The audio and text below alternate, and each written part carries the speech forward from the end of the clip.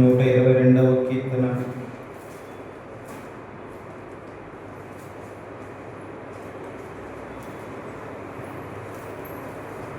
6వ వచనము 7వ వచనము మనమందరం కలిసి చదువుతాం. 122వ కీర్తన 6వ వచనము 7వ వచనము మనమందరం కలిసి చదువుతాం.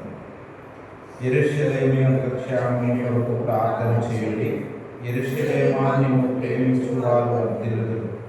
నీ ప్రాకారములో నెమ్మది కలుగునుగాక, నీ నగరులలో క్షేమము ఉండునుగాక. ప్రేమ కలిగిన ప్రియమైన మా తండ్రి, పరిశుద్ధుడైన మా ప్రభువా, మీ పరిశుద్ధమైన, ఘనమైన, శ్రేష్టమైన, ఉన్నతమైన, హెచ్చింపబడిన గొప్ప నామము కొరకై వందన కృతజ్ఞతాస్తుతులు చెల్లిస్తూ ఉన్నాము. ప్రభువా, చదవబడిన పరిశుద్ధమైన లేఖనముల ద్వారా కొంత సమయం మీ సన్నిధిలో ప్రార్థించిన కొరకు మీ కృపలో మమ్మల్ని మీరు జ్ఞాపకం చేసుకోనండి. ప్రభువా, దయగలిగిన తండ్రి, కృప కలిగిన మా ప్రభువా, అయోగ్యుడును, అపాత్రుడును, ఎన్నిక లేని వాడును, దయగలిగిన మా ప్రభువా, మరి ఇక్కడున్న వారందరిలో కూడా తక్కువ వాడిని ప్రియమైన మా ప్రభువా, మీరన్ని కృపలో జ్ఞాపకం చేసుకుని మీ చెలుగు చాటును మరుగుపరుచుకుని తెరుబడిన ఆకాశం నుండి నీ పరలోక మన్నా ద్వారా మీరు మమ్మల్ని తృప్తిపరచండి. దయగల మా ప్రభువా, నా నైజాన్ని మీరు కొట్టివేయండి. మీ యొక్క తలంపు, మీ ఆలోచన, మీ చిత్తము, మీ ఉద్దేశమును పూర్తిగా ప్రభువా మీ కృపలో జ్ఞాపకం చేసుకుని మీకే మహిమ, ఘనత, స్తుతులు, ప్రభావములు చెల్లిస్తూ మా ప్రభువును రక్షకుడును యేసుక్రీస్తు ప్రశస్తమైన నామంలో ప్రార్థించి మహింపరిచి గణపరిచి అడిగి వేడుకుంటున్నాము తండ్రి. మనం చదువుకున్న దేవుని యొక్క వాక్యంలో యెరూషలేము యొక్క క్షేమము కొరకు ప్రార్థన చేయుడి. యెరూషలేమా, నిన్ను ప్రేమించువారు వర్ధిల్లుదురు. నీ ప్రాకారములలో నెమ్మది కలుగునుగాక, నీ నగరులలో క్షేమముండునుగాక. యెరూషలేము యొక్క క్షేమము కొరకు ప్రార్థన చేయుడి. యెరూషలేము యొక్క క్షేమము కొరకు ప్రార్థన చేయాలి. యెరూషలేము దేవుడు కోరుకునేది ఏం కోరుకుంటున్నారంటే, ఆయన యెరూషలేముని కోరుకుంటూ ఉన్నారు. యెరూషలేము యొక్క క్షేమము కొరకు ప్రార్థన చేయుడి. యెరూషలేమా, నిన్ను ప్రేమించువారు వర్ధిల్లుదురు. యెరూషలేమును ప్రేమించువారు వర్ధిల్లుతారు. నీ ప్రాకారములలో నెమ్మది కలుగునుగాక, నీ నగరులలో క్షేమముండునుగాక.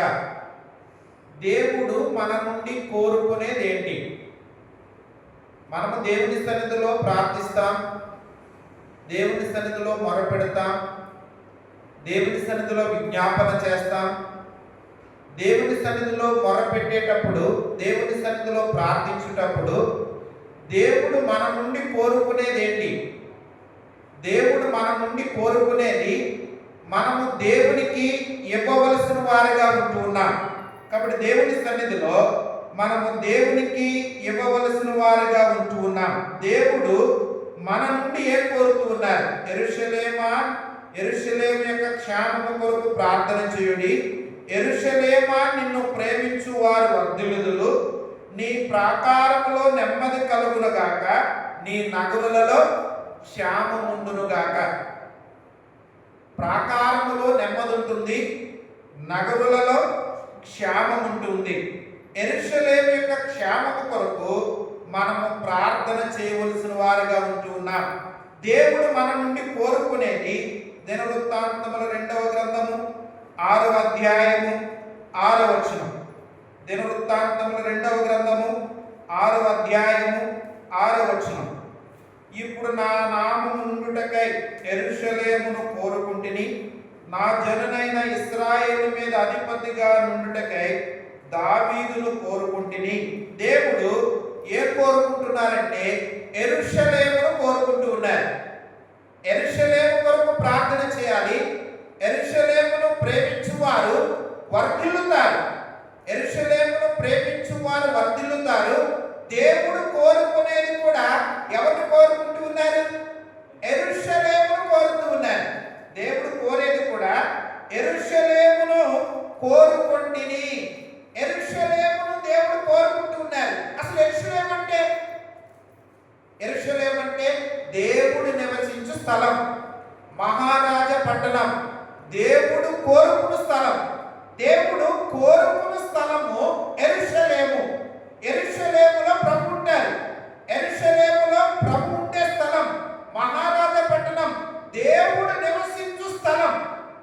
దేవుడు యెరూషలేమును కోరుకుంటూ ఉన్నారు. యెరూషలేము దేవునికి ఇవ్వాలి. యెరూషలేము అంటే దేవుడు నివసించు స్థలం. ఆయన ఎక్కడ నివసిస్తారు? మొట్టమొదటిగా మహోన్నతమైన పరిశుద్ధమైన స్థలములలో ఆయన నివసించువారు. తర్వాత విరిగి నలిగిన హృదయములో ఆయన అలక్ష్యము చేయరు. అంటే హృదయము యెరూషలేముగా ఉండాలి.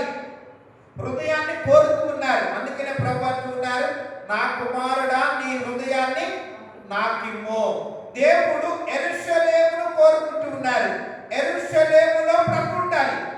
యెరూషలేములో ప్రభు ఉండే స్థలం, మహారాజా పట్టణం, దేవుడు నివసించే స్థలం. ఒక వ్యక్తి యెరూషలేము నుండి ఎక్కడికి బయలుదేరాడంట? యెరికోకి బయలుదేరాడు. అంటే యెరూషలేము బహు ఎత్తైన ప్రదేశం, బహు ఉన్నతమైన ప్రదేశం, దేవుడు నివసించే స్థలం, మహారాజా పట్టణం, దేవుడు కోరుకునే స్థలం. ఆ వ్యక్తి దేవుడుండే స్థానాన్ని విడిచిపెట్టేశాడు, యెరూషలేమును విడిచిపెట్టాడు, యెరికోకి బయలుదేరుతూ ఉన్నాడు. యెరికో అంటే శాపగ్రస్తమైనది, శపించబడినది. రాజుల 2వ గ్రంథంలో రాయబడింది రమ్యమైనది. యెరికో పట్టణం అంటే ఎటువంటిది? రమ్యమైనది. అంటే ఈ వ్యక్తికి చూడడానికి యెరూషలేము దేవుడు నివసించే స్థలాన్ని, దేవుడు కోరుకునే స్థలాన్ని, ఆ సంతోషకరమైన పట్టణాన్ని విడిచిపెట్టి యెరికో పట్టణానికి వెళ్ళిపోతూ ఉన్నాడు. యెరికో పట్టణం దిగువ పట్టణం, బహు కింద పట్టణం, శాపగ్రస్తమైన శపించబడిన పట్టణం, రమ్యమైనది. చూడడానికి ఎలా కనబడుతుంది? రమ్యముగా కనబడుతుంది. దేవుడు ఆ పట్టణాన్ని విడిచిపెట్టి, ఈ వ్యక్తి యెరూషలేమును విడిచిపెట్టి యెరికోకి వెళుతూ అతని బట్టలు దోచుకుని, అతని కొట్టి కొర ప్రాణముతో విడిచి వెళ్ళిపోయారు. అంటే బట్టలు దోచుకుని, మనం చాలా దొంగతనాలు వింటాం, డబ్బు దోచుకున్నారంటాం, విలువైన వస్తువులు పట్టుకెళ్ళిపోయారంటాం. కానీ ఈ వ్యక్తి బట్టలు దోచుకుని, అంటే శత్రువు అపవాది తన రక్షణ వస్త్రాన్ని ఏం చేసినాడు? దొంగిలించినాడు, తను అవమానపరిచినాడు, తను సిగ్గుపరిచినాడు. ఆ దారంట లేవీయుడొకడు, యాజకుడొకడు చూచి ప్రక్కగా వెళ్ళిపోయారు. సమరయుడు అతని మీద జాలిపడి అతని దగ్గరకు వెళ్ళి నూనెయు ద్రాక్షారసమును పోసి అతని గాయములను కట్టి అతని వాహనం మీద ఎక్కించుకుని పూటకోళ్ళ వారింటికి తీసుకొచ్చినాడు, ఫస్ట్ ఎయిడ్ చేస్తున్నాడు. అంటే ఆ వ్యక్తి పొర ప్రాణంతో ఉన్నప్పుడు అతని మీద జాలిపడినాడు, నూనెయు ద్రాక్షారసమును పోసినారు, అతని గాయములు కట్టినారు, అతని వాహనం మీద ఎక్కించుకున్నాడు పూటకోళ్ళ వారిని దేవుని యొక్క మందిరానికి. అంటే ఆ వ్యక్తి రక్షించబడి ప్రభు ఉన్న స్థలాన్ని విడిచిపెట్టి దిగువ పట్టణానికి, శాపగ్రస్తమైన పట్టణానికి, చూడడానికి రమ్యంగా కనబడే పట్టణానికి వెళ్ళిపోతూ ఉన్నాడు. అప్పుడు యేసుక్రీస్తు ప్రభువారు ఈ సన్నివేశాన్ని అంతటిని జ్ఞాపకం చేస్తూ, ఈ ముగ్గురులో ఎవరు పొరుగువారు? సమరయుడు పొరుగువారు. ఒక ధర్మశాస్త్ర ఉపదేశకుడికి జ్ఞాపకం చేస్తున్నాడు. ధర్మశాస్త్రం అంతా తెలిసిన వ్యక్తి ఆ వ్యక్తికి జ్ఞాపకం చేస్తున్నప్పుడు ఈ ముగ్గురులో ఎవరు పొరుగువారంటే సమరయుడు పొరుగువారు. మనం పొరుగు వారిని ఏం చేయాలి? ప్రేమించాలి. పొరుగు వారిని ప్రేమించాలి. వాళ్ళని దేవుని మందిరానికి తీసుకుని రావాలి. వాళ్ళని యెరూషలేముగా చేయాలి. దేవుడు యెరూషలేమును ఏం చేస్తూ ఉన్నారు? కోరుకుంటూ ఉన్నారు. యెరూషలేమును కోరుకునే దేవుడు. యెరూషలేము క్షేమము కొరకు ప్రార్థన చేయాలి. యెరూషలేమును ప్రేమించువారు వర్ధిల్లుతారు. మనం వర్ధిల్లాలి అంటే, మనం ఆశీర్వదించబడాలి అంటే, మనం దీవించబడాలి అంటే యెరూషలేము యొక్క క్షేమము కొరకు ప్రార్థన చేయాలి. యెరూషలేమును ప్రేమించువారు వర్ధిల్లుతారు. దేవుడు కోరుకునేది యెరూషలేమును కోరుతూ ఇంకా ప్రభు ఏం కోరుతున్నారు? 51వ కీర్తన 6వ వచనం. 51వ కీర్తన 6వ వచనం.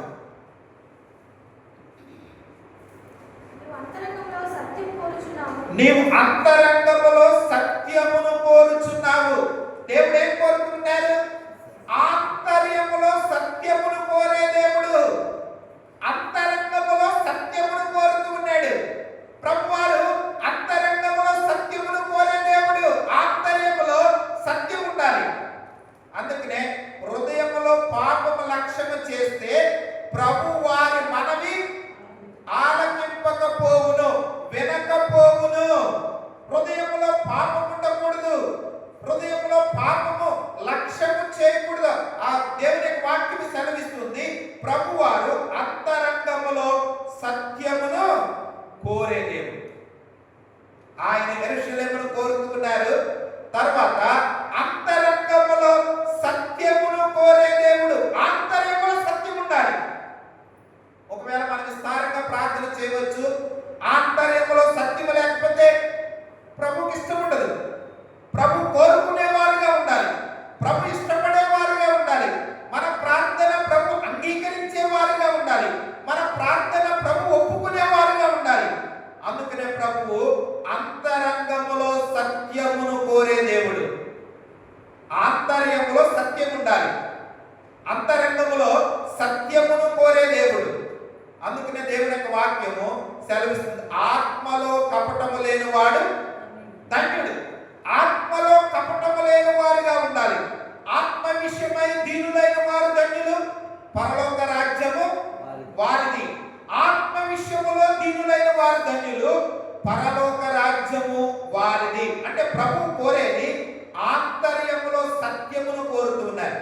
సత్యం, అంతరంగములో సత్యం ఉండాలి. అందుకనే ప్రభుని ఆరాధించుటప్పుడు ఆత్మతో సత్యముతో ప్రభు ఏం చేస్తాం?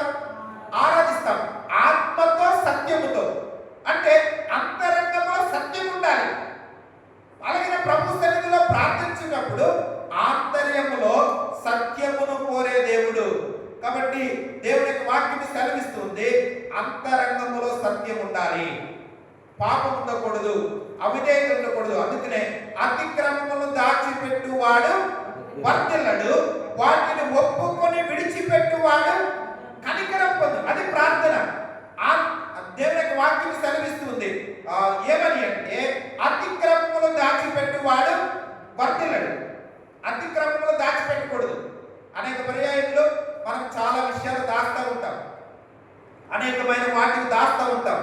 ఏదైనా అవసరం వచ్చినప్పుడు ఉపయోగించడానికి, ఖర్చు పెట్టడానికి దాస్తూ ఉంటాం. అయితే పాపమును దాయకూడదు, అతిక్రమమును దాయకూడదు.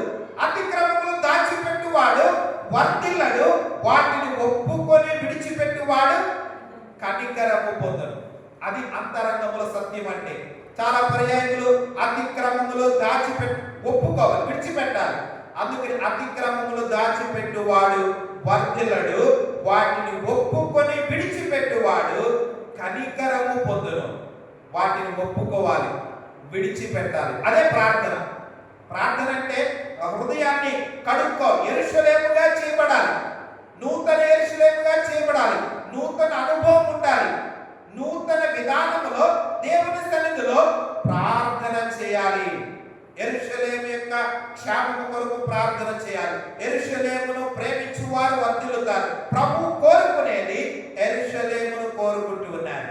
యెరూషలేములో ఉండడానికి, యెరూషలేము మహారాజు పట్టణం, ఆయన యెరూషలేమును కోరుకుంటుండగా మనం యెరూషలేముగా ఉండాలి. తర్వాత అంతరంగములో సత్యమును కోరుతూ ఉన్నారు. ఆంతర్యములో సత్యం ఉండాలి. దేవుని సన్నిధిలో ప్రార్థించుటప్పుడు పాపము, అవిధేయత హృదయములో ఉండకూడదు.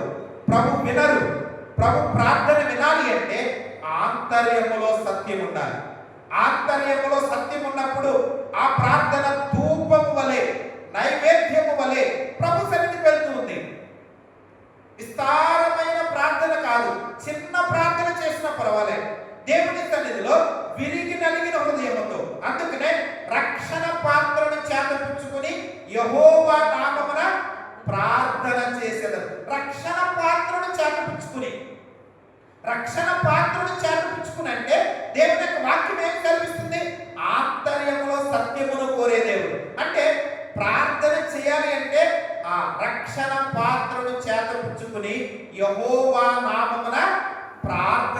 చేసేదను. అంటే రక్షణ పాత్రను చేతపట్టుకోవాలి, రక్షించబడాలి, మారు మనసు పొందాలి, పాప క్షమాపణ పొందాలి. పాప క్షమాపణ నిమిత్తము ప్రతి వాడు యేసుక్రీస్తు నామమున బాప్తిజము పొందాలి. అదే అంతరంగములో ప్రభు సత్యాన్ని కోరేది. మన ప్రార్థన వినాలి అంటే అంతరంగములో సత్యం, పాపం ఉండకూడదు. కాబట్టి పాపమును విడిచిపెట్టాలి, పాపము ఒప్పుకోవాలి. పాపమును ఒప్పుకున్నప్పుడు దేవుడు క్షమిస్తారు. అందుకనే ఆయన క్షమించుటకు సిద్ధ మనస్సు గలవారు. ఆయన దగ్గర ఏం దొరుకుతుందంట? క్షమాపణ దొరుకుతుంది. ప్రభు దగ్గర దొరికేది క్షమాపణ దొరుకుతుంది. ఆయన అడగాలి. అంతరంగంలో సత్యం, ఏదైనా అవిధేయత ఉంది, ఏదైనా అతిక్రమం ఉంది, ప్రభుకి ఇష్టము కానిది, ప్రభు ఒప్పుకోలేనిది ఉంటే ప్రభు దగ్గర క్షమాపణ పొందాలి. ఆయన దగ్గర క్షమాపణ దొరుకుతూ ఉంది. ఆయన క్షమించగలిగిన దేవుడు కాబట్టి అంతరంగంలో సత్యమును కోరే దేవుడు. తర్వాత దేవుడు ఏం కోరుతున్నారు అంటే మత్తయి సువార్త 9వ అధ్యాయము 13వ వచనం. మత్తయి సువార్త 9వ అధ్యాయము 13వ వచనం. పిలువ వచ్చింది గాని నీతిమంతులను పిలువ రాలేదు, గనుక కనికరమునే కోరుచున్నాను గాని బలిని కోరను. ఆయన కోరేది ఏం కోరుతున్నారంట? కనికరమును కోరుతున్నారు. ప్రభు కనికరమును కోరుతూ ఉన్నారు. అందుకనే కనికరము కలిగిన వారు ధన్యులు, వారు కనికరము పొందుదురు. ప్రభు కోరేది ఏం కోరుతూ ఉన్నారు? కనికరమును కోరుతూ ఉన్నారు. ఆయన కనికరము కలిగిన దేవుడు. నేను కనికరమును కోరుతున్నాను కానీ బలిని కోరట్లే. ప్రభు కోరుకునేది కనికరమును కోరుతూ ఉన్నారు. అందుకనే కనికరము చూపు తండ్రి, సమస్తమైన ఆదరణను అనుగ్రహించు దేవుడు, ఆ తండ్రి అయిన దేవుడు స్తుతింపబడును గాక. ఆయన స్తుతింపబడడానికి యోగ్యుడు. ఆయన కనికరము చూపు తండ్రి, సమస్తమైన ఆదరణను అనుగ్రహించు దేవుడు. ఆయన కనికరం కోరుతున్నారు. కనికరము కలిగిన వారిగా ఉండాలి. కనికరము చూపు తండ్రి, సమస్తమైన ఆదరణను అనుగ్రహించు దేవుడు. ఒక కుష్టి వ్యాధి ఆయన మీద కనికరపడి ఆయన ఏం చేసినారు? చెయ్యి చాపి ముట్టినారు. కాబట్టి ప్రభు అన్నారు, నీకు ఇష్టమైతే నీవు నన్ను చూడండి. మార్కు సువార్త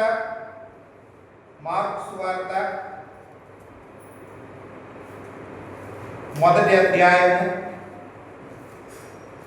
40వ వచనం. ఒక కుష్ఠరోగి ఆయన యొద్దకు వచ్చి ఆయన మోకాళ్ళుని, నీకు ఇష్టమైతే నన్ను శుద్ధినిగా చేయగలవని ఆయనతో చెప్పి ఆయనను వేడుకొనగా ఆయన కనికరపడి, ఆయన ఏం పడ్డాడంట? కనికరపడినాడు. కాబట్టి ఆ కుష్టి వ్యాధి గల వ్యక్తి మీద దేవుడు కనికరపడినాడు. ఆయన కనికరపడి చెయ్యి చాపి వాడిని ముట్టి, నాకు ఇష్టమే, నీవు శుద్ధుడవు కమ్మని వానితో చెప్పెను. వెంటనే వాని కుష్టు రోగము వాడిని విడిచిన కనుక వాడు శుద్ధుడైనాడు. కనికరము చూపు తండ్రి, ఆయన కనికరపడినాడు. కుష్టి వ్యాధి గల వ్యక్తి మీద దేవుడు ఏం పడ్డాడంటే కనికరపడుతూ వచ్చినాడు. ఆయన కనికరము చూపు తండ్రి, సమస్తమైన ఆదరణ అనుగ్రహించు. ఆయన కనికర పడటం బట్టి ఆ వ్యక్తి ఏమైనాడు? శుద్ధుడైనాడు. కాబట్టి దేవుడు మన మీద కూడా కనికర పడినాడు. మనం శుద్ధులు అవ్వడానికి, మనం పవిత్రులు అవ్వడానికి, మనం బాగుపడడానికి. అందుకనే దేవుని యొక్క వాక్యం సెలవిస్తుంది, అన్నిటి అంతము సమీపమైనది, మీరు స్వస్థ బుద్ధి గలవారై మెలకువగా ఉండి ప్రార్థన చేయండి. అన్నిటి అంతము సమీపమైందంట. మీరు స్వస్థ బుద్ధి గలవారై. దేనికి స్వస్థత కావాలి? బుద్ధికి స్వస్థత కావాలి. కాబట్టి ఆయన కనికరము చూపు తండ్రి మన మీద కనికర పడ్డారు, శుద్ధి చేసినారు, పవిత్రపరిచినారు. ఆ కుష్టి వ్యాధి గల వ్యక్తి మీద ఎలాగైతే కనికర పడినారో మన పాపపు కుష్టు, పాపపు వ్యాధి అంతటిని తీసివేయడానికి దేవుడు మన కనికరపడి శుద్ధి చేస్తూ వచ్చినారు. అందుకనే దేవుని యొక్క వాక్యం సెలవిస్తుంది, ఆయన కనికరమును కోరే దేవుడు. దేవుడు ఏం కోరుతున్నారు? కనికరమును కోరుతున్నారు. కానీ మనలో కనికరం ఉండాలి. కనికరము చూపు తండ్రి. కాబట్టి ఆయన ప్రభువు కనికరమును కోరుతూ ఉన్నారు. తర్వాత జ్ఞాపకం చేసుకున్నట్లయితే యోహాను సువార్త 4వ అధ్యాయము 23వ వచనం. యోహాను సువార్త 4వ అధ్యాయము 23వ వచనం. అయితే యథార్థముగా ఆరాధించువారు ఆత్మతోను సత్యముతోను అది ఇప్పుడునే వచ్చే ఉన్నది. తను ఆరాధించువారు అట్టివారే కావాలని తండ్రి కోరుచున్నాడు. ప్రభు ఏం కోరుతున్నారంట? ఆరాధన కోరుతున్నారు. ప్రభు ఏం కోరుతున్నారు? ఆరాధన. ప్రభుకి ఇవ్వాల్సింది ఆరాధన ఇవ్వాలి. ఆరాధనలో నుండి దేవుని మనము స్తుతిస్తూ దేవుని సన్నిధిలో ప్రార్థించువారిగా ఉండాలి. ఆయనకి ఇవ్వాల్సింది ఏంటంటే ఆరాధన. ప్రభు కోరేది ఆరాధనను కోరుతూ ఉన్నారు. కాబట్టి దేవుని సన్నిధిలో ఆరాధన ప్రభుకి ఇష్టమైనది. ఆయన అందుకనే మనము భూలోకములో పరలోకములో నిత్యము ఆయన ఏం చేస్తాం? ఆరాధిస్తాం. అంటే ఇక్కడ ఆరాధన చేస్తే పరలోకములో నిత్యము కూడా ఆయనను ఆరాధిస్తాం. అందుకని ప్రభు కోరేదే కోరుతున్నారంటే అయితే యథార్థముగా ఆరాధించువారు ఆత్మతోను సత్యముతోను తండ్రిని ఆరాధించు కాలం వచ్చుచున్నది. అది ఇప్పుడును వచ్చేనది. తను ఆరాధించువారు అట్టివారే కావాలని తండ్రి కోరుచున్నారు. దేవుడు కోరేదే కోరుతున్నారంటే ఆరాధనను కోరే దేవుడు. తర్వాత జ్ఞాపకం చేసుకున్నట్లయితే లూకా సువార్త 12వ అధ్యాయము 49వ వచనం. లూకా సువార్త 12వ అధ్యాయము 49వ వచనం. నేను భూమి మీద అగ్ని వేయవచ్చితిని, అది ఇదివరకే రగులుకుని మండవలనని ఎంతో కోరుచున్నాను. ఆయన ఏం కోరుతున్నారంట? అగ్నిని కోరుతూ ఉన్నారు. ఏం కోరుతున్నారు? అగ్ని. ఆయన అగ్ని వంటి దేవుడు. కాబట్టి దేవుని యొక్క వాక్యము సెలవిస్తూ ఉన్నది. ఏప్రిల్కి రాసిన పత్రిక 12వ అధ్యాయము 29వ వచనం. ఏప్రిల్కి రాసిన పత్రిక 12వ అధ్యాయము 29వ వచనం.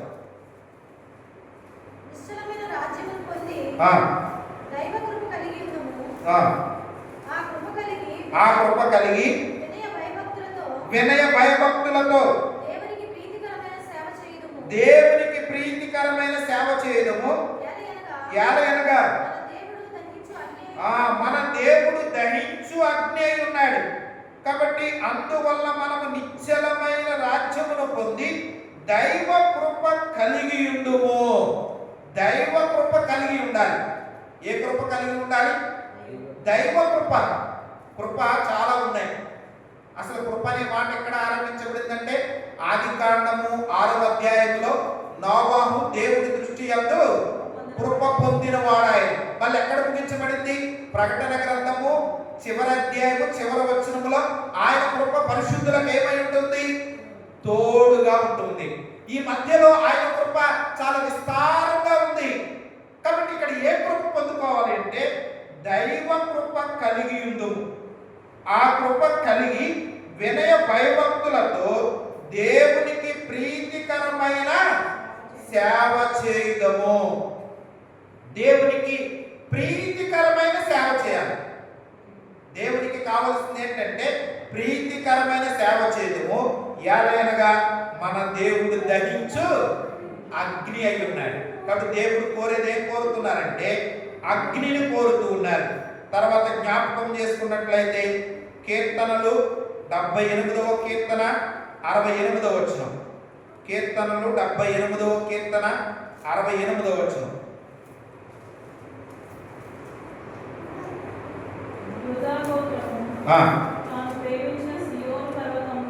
తాను ప్రేమించిన సియోను పర్వతమును ఆయన కోరుకునేను. ఆయన ఏం కోరుకుంటున్నారంట? సియోను పర్వతమును కోరుతున్నారు. ఆయన ఆరోహణమైన ఎక్కడి నుంచి ఆరోహణమైనారు? సియోను పర్వతం నుండి ఆరోహణమైనారు. మరలా భూమి మీద అడుగు పెట్టినప్పుడు ఆయన ఎక్కడ అడుగు పెడతారు? సియోను పర్వతం మీద అడుగు పెడతారు. అంటే కదలనిది, స్థిరమైనది.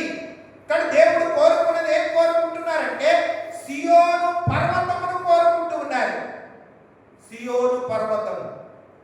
కాబట్టి ప్రభు కోరుకునేది సియోను పర్వతమును దేవుడు కోరుకునే దేవుడు.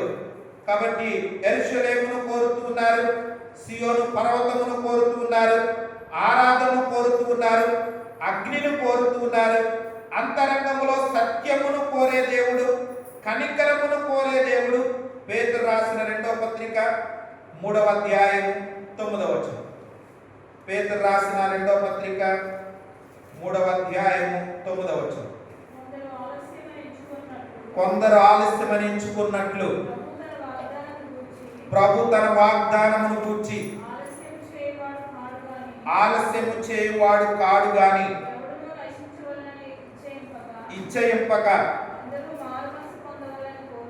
అందరూ మారు మనసు పొందవలనని కోరుచు. ప్రభు ఏం కోరుతున్నారు? అందరూ మారు మనసు పొందాలి. ప్రభు కోరేది అందరూ మారు మనస్సు పొందవలనని ప్రభు కోరుచు ఉన్నారు.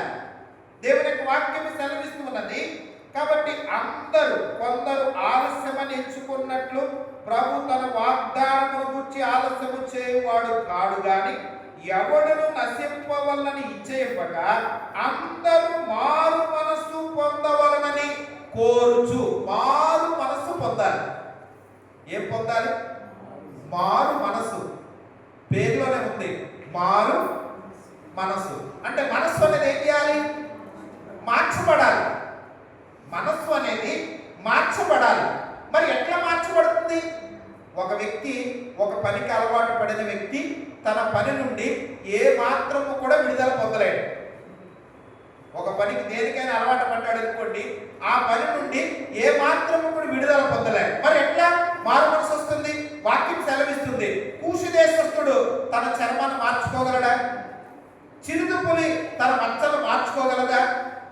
పాపానికి అలవాటు పడిన వ్యక్తి పాపం నుండి ఎలా విడుదల పొందగలడు? మరి దేవుడు మారు మనస్సును కోరుతూ ఉన్నారు. అందుకనే కొరింథీయులకు రాసిన 2వ పత్రిక 7వ అధ్యాయం 10వ వచనం. కొరింథీయులకు రాసిన 2వ పత్రిక 7వ అధ్యాయం 10వ వచనం. దైవ చిత్తానుసారమైన దుఃఖము ఆ రక్షణార్థమైన మారు మనస్సు కలుగజేయను. కానీ దైవ చిత్తానుసారమైన దుఃఖం ఉంది. ఈ దైవ చిత్తానుసారమైన దుఃఖము రక్షణార్థమైన మారు మనస్సు కలుగజేస్తుంది. దైవ చిత్తానుసారమైన దుఃఖము రక్షణార్థమైన మారు మనస్సు కలుగజేస్తుంది.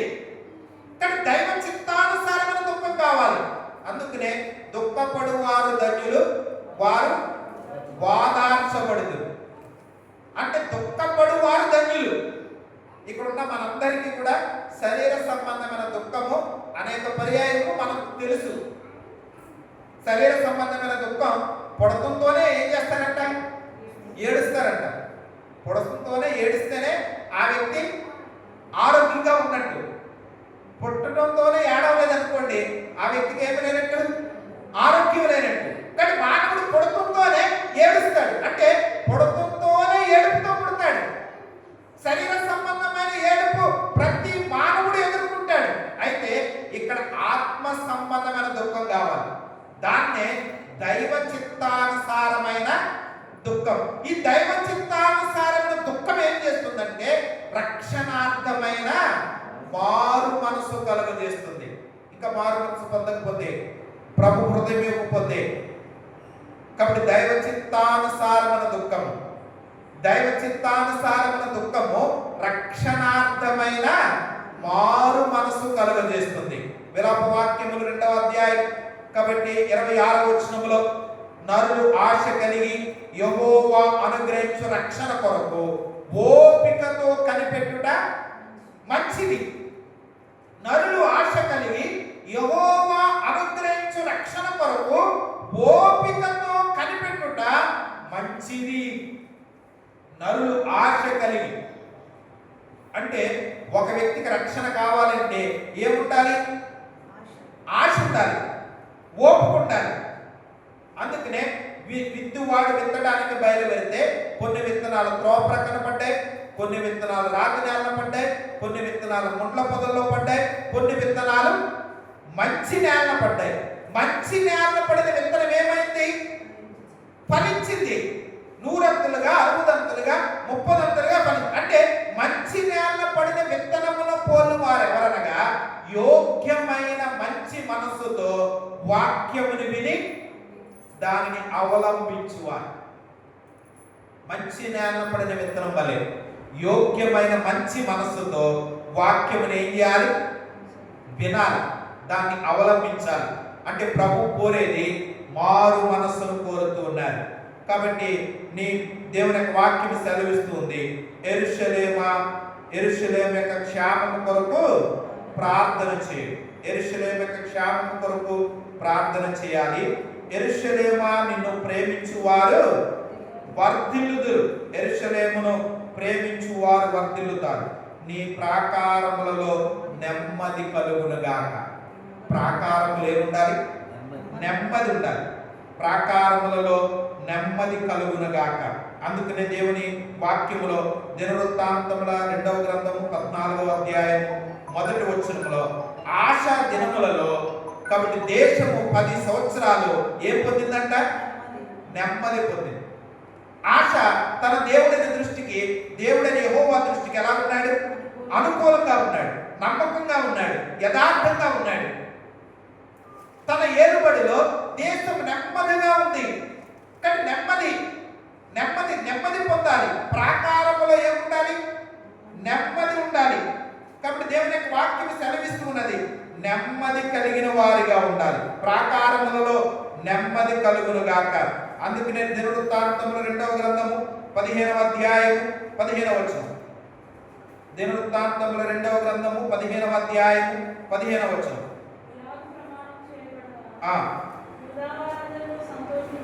యోధావారందరూ సంతోషించి వారు పూర్ణ హృదయంతో ప్రమాణం చేసి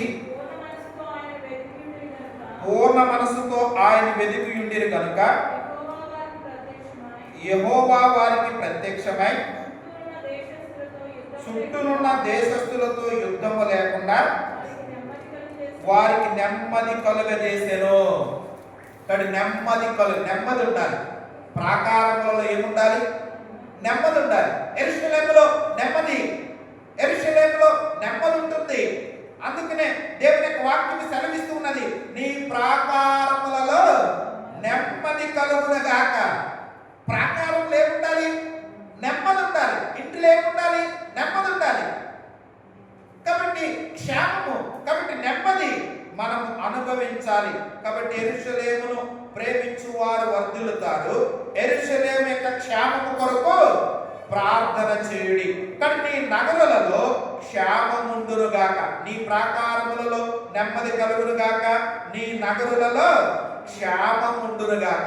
నగరములో ఏముండాలి? క్షేమం. ఇంటిలో ఏముండాలి? క్షేమం ఉండాలి. క్షేమం. అందుకనే క్షేమాభివృద్ధి. ఏ వృద్ధి పొందాలంట? క్షేమాభివృద్ధి పొందాలి. 72వ కీర్తన 7వ వచనం. 72వ కీర్తన 7వ వచనం. 72వ కీర్తన 7వ వచనం. అతని దినములలో నీతిమంతులు వర్ధిల్లుదురు. క్షేమాభివృద్ధి కలుగును. ఏ వృద్ధి ఉండాలి? క్షేమాభివృద్ధి. క్షేమం. కాబట్టి మనము ప్రార్థించుటప్పుడు దేవుని ఇంటిలో మనము క్షేమం ఉండాలి, క్షేమాభివృద్ధి పొందాలి. కాబట్టి వృద్ధి పొందేవారుగా ఉండాలి. దేవుని వాక్యం సెలవిస్తుంది మనం వృద్ధి పొందేవారుగా. అలాగనే జ్ఞానాభివృద్ధి ఉండాలి. ఏ వృద్ధి ఉండాలి? జ్ఞానాభివృద్ధి. సామెతల గ్రంథము 9వ అధ్యాయము 9వ వచనం. సామెతల గ్రంథము 9వ అధ్యాయము 9వ వచనం. ఉపదేశము చేయగా జ్ఞానమునందును నీతి గలవానికి బోధ చేయగా జ్ఞానాభివృద్ధి నొందును. ఏ వృద్ధి నొందాలంటే జ్ఞానాభివృద్ధి నొందాలి. అంటే యెరూషలేములో క్షేమాభివృద్ధి, జ్ఞానాభివృద్ధి. అందుకనే పైనుండొచ్చు జ్ఞానం కావాలి. పైనుండొచ్చు జ్ఞానము మొట్టమొదట పవిత్రమైనది. కాబట్టి పైనుండొచ్చు జ్ఞానము మొట్టమొదట పవిత్రమైనది, తరువాత సమాధానకరమైనది, మృదువైనది, సులభముగా లోబడినది, కనికరముతోను మంచి ఫలములతోను నిండుకొనినది, పక్షపాతమైనను వేషధారణైనను లేనిదై ఉన్నది. కానీ ఏ జ్ఞానం కావాలి? పైనుండొచ్చు జ్ఞానాభివృద్ధి. పైనుండొచ్చు జ్ఞానము మొట్టమొదటి ఎటువంటిది? పవిత్రమైనది. పవిత్రత కావాలి. కాబట్టి పవిత్రత లేకపోతే, పరిశుద్ధత లేకపోతే ప్రభుకి ఇష్టం కాదు. దేవుడు కోరుకునే వ్యక్తిగా యెరూషలేమును కోరుతూ ఉన్నారు, ఆరాధన కోరుతూ ఉన్నారు, సియోను పర్వతమును కోరుతూ ఉన్నారు, అగ్నిని కోరుతూ ఉన్నారు. కాబట్టి ఆయన కనికరమును కోరుతూ ఉన్నారు, మారు మనస్సును కోరుతూ ఉన్నారు. కాబట్టి ఇక్కడ ఆయన నగరులలో క్షేమముండునుగాక. దేవుని యొక్క వాక్యం సెలవిస్తున్నది, నగరులలో క్షేమము అంటే నీ ప్రాకారములలో నెమ్మది కలుగునుగాక, నీ నగరులలో క్షేమముండునుగాక. క్షేమాభివృద్ధి, జ్ఞానాభివృద్ధి. పైనుండొచ్చు జ్ఞానము మొట్టమొదటి ఎటువంటిది? పవిత్రమైన పవిత్రతలోనికి రావాలి. యెరూషలేముకు వచ్చినప్పుడు, యెరూషలేము కొరకు ప్రార్థించినప్పుడు పవిత్రంగా ఉండాలి. పవిత్రత కోరుతూ ఉన్నారు. పవిత్రంగా ఉండాలి అంటే పైనుండొచ్చు జ్ఞానం పొందుకోవాలి. ఈ లోక జ్ఞానం కాదు. ఈ లోక జ్ఞానము దేవుని దృష్టికి వెరితనం. పైనుండొచ్చు జ్ఞానం, పరసంబంధమైన జ్ఞానం, దైవ సంబంధమైన జ్ఞానం. ఈ పరసంబంధమైన జ్ఞానం ఏం చేస్తుందంటే పవిత్రత ఇస్తుంది. అందుకనే పైనుండొచ్చు జ్ఞానము మొట్టమొదట పవిత్రమైనది. పవిత్రతలోనికి రావాలి. జ్ఞానాభివృద్ధిని ఉండాలి. జ్ఞానము కలిగిన వారుగా ఉండాలి. అందుకనే జ్ఞానవంతురాలు తన ఇల్లును కట్టుకొనును. జ్ఞానంతో ఇంటిని ఏం చేయాలి? కట్టుకోవాలి. ఒకవేళ ఇంట్లో ఎవరైనా సరైన అవగాహన లేని వారు ఉంటారు, వారిని జ్ఞానంతో కట్టుకోవాలి. ఇంటిని కట్టుకోవడం అంటే ఈ ఇల్లు కాదు, దైవ సంబంధమైన పరసంబంధమైన జ్ఞానం. ఇంటిని కట్టుకోవాలి. కొంతమంది ఇంట్లో ఎలా పడితే అలా ఉంటారు. వారిని జ్ఞానంతో కట్టుకోవాలి. వారిని యెరూషలేముకు తీసుకురావాలి. మనం కొన్నిసార్లు వాక్యం మనం చెప్పలేదు. ఇక్కడ తీసుకొస్తే ప్రభు ఏం చేస్తారు? మాట్లాడతారు. దేవుని యొక్క వాక్యం ద్వారా పట్టబడతారు. యెరూషలేములో ఏముంది? క్షేమం ఉంది.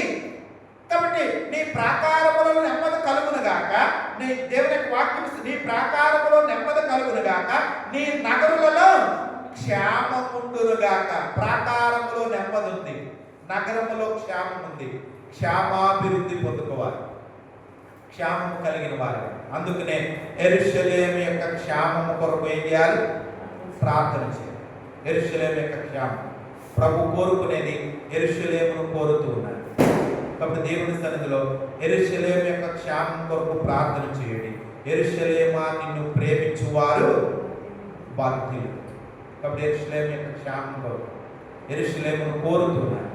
మనం దేవుడు కోరుకునేది మనము దేవునికి ఇవ్వాలి. కాబట్టి దేవుని సన్నిధిలో ప్రార్థించాలి. దేవుని సన్నిధిలో ప్రార్థించినప్పుడు మన ప్రార్థన అంగీకరించాలి అంటే దేవుడు కోరుకునే వ్యక్తిగా ఉండాలి. ఇప్పుడు మనం ఉంటాం, అందరినీ కోరుకుంటామా? అందరిని ఇష్టపడతామా? మన మాట వినేవాళ్ళని, మనకు లోబడే వాళ్ళని మనం కోరుకుంటాం. అలాగే దేవుడు కోరుకోవాలంటే దేవుడి మాట వినాలి, దేవుడికి విధేయులు అవ్వాలి, దేవుడికి ఒబే అవ్వాలి. కాబట్టి యెరూషలేమును ప్రేమించువారు యెరూషలేము యొక్క క్షేమము కొరకు ప్రార్థన చేయుడి. యెరూషలేముగా ఉండాలి, పరలోకపు యెరూషలేముగా. కాబట్టి ఆ యెరూషలేము పట్టణముగా, యెరూషలేముగా మార్చబడాలి. దేవుని యొక్క పట్టణముగా, ఆత్మీయమైన ఇంటిగా. కాబట్టి నెహెమ్యా యెరూషలేమును ఏం చేస్తూ వచ్చినాడు? కడుతూ వచ్చినాడు. ఆత్మీయంగా దేవుని ఇంటిని కట్టుకునేవారుగా ఉండాలి. మనం కట్టబడాలి. మొదట మనం కట్టుకోవాలి. ఇంటిని ఏం చేయాలి? కట్టుకోవాలి ఆత్మీయంగా. కాబట్టి అందుకనే జ్ఞానవంతురాలు తన ఇల్లుని ఏం చేయను?